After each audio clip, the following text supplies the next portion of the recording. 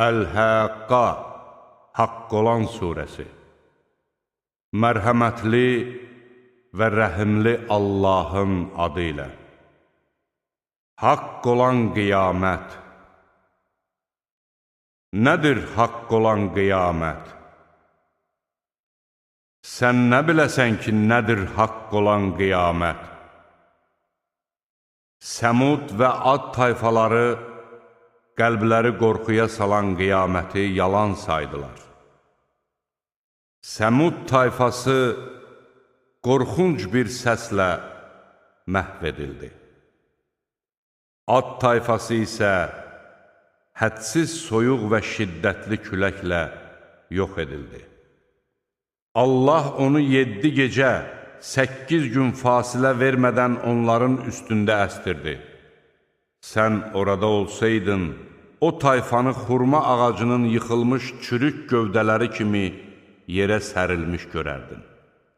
Sən onlardan qalan bir kimsəyə heç rast gəlmisənmi?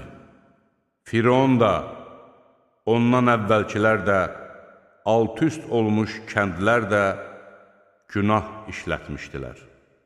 Onlar öz Rəbbinin elçisinə asi oldular. O da onları şiddəti artan bir əzabla yaxaladı. Su aşıb daşdıqda biz sizi üzən gəmidə daşıdıq. Sizə bir xatırlatma olsun və yadda saxlayan qulaqlar onu yadda saxlasın deyə belə etdik. Sur bircə dəfə üfürüləcəyi, yer və dağlar qaldırılıb bircə dəfə bir-birinə çırpılacağı zaman, həmin gün vaqiyə qopacaq. Göy yarılacaq və həmin gün o süst olacaqdır. Mələklər isə onun ətrafında olacaqlar. O gün sənin Rəbbinin ərşini 8 mələk daşıyacaqdır. O gün siz məhşərə gətiriləcəksiniz və heç bir sirriniz gizlədilməyəcəkdir. Kitabı sağ əlinə verilən deyəcəkdir. Budur, oxuyun kitabımı. Mən bilirdim ki, etdiklərimin hesabına qovuşacağam. O, xoşbəxt həyat sürəcəkdir. Uca bir cənnətdə, elə bir cənnətdə ki, onun meyvələri lap yaxınlıqda olacaqdır. Onlara keçmiş günlərdə etdiyiniz əməllərə görə nuşcanlıqla yeyin, için deyiləcəkdir. Kitabı sol əlinə verilən kimsə isə deyəcəkdir. Kaş kitabım mənə verilməyəydi. Hesabımdan da xəbərim olmayaydı. Kaş ilk ölümüm həmişəlik olaydı.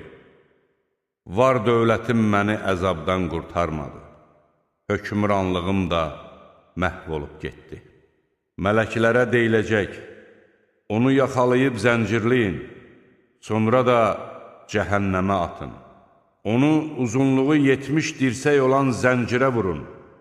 Çünki o, böyük Allaha iman gətirmirdi və heç kəsi kasıbı yedirtməyə rəğbətləndirmirdi.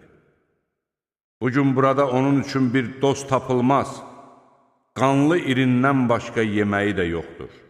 Onu ancaq günahkarlar yeyər. And içirəm həm gördüklərinizə və həm də görmədiklərinizə. Bu, möhtərəm bir elçinin sözüdür. O, şair sözü deyildir. Necə də az inanırsınız. O, kahin sözü də deyildir. Necə də az düşünürsünüz. O, aləmlərin Rəbbi tərəfindən vəhy edilmişdir.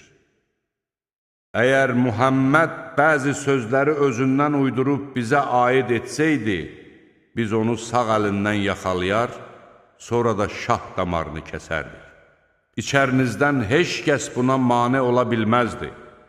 Həqiqətən bu Qur'an müttəqilər üçün bir nəsihətdir. Aranızdan Qur'anı yalan sayanlar olduğunu da bilirik.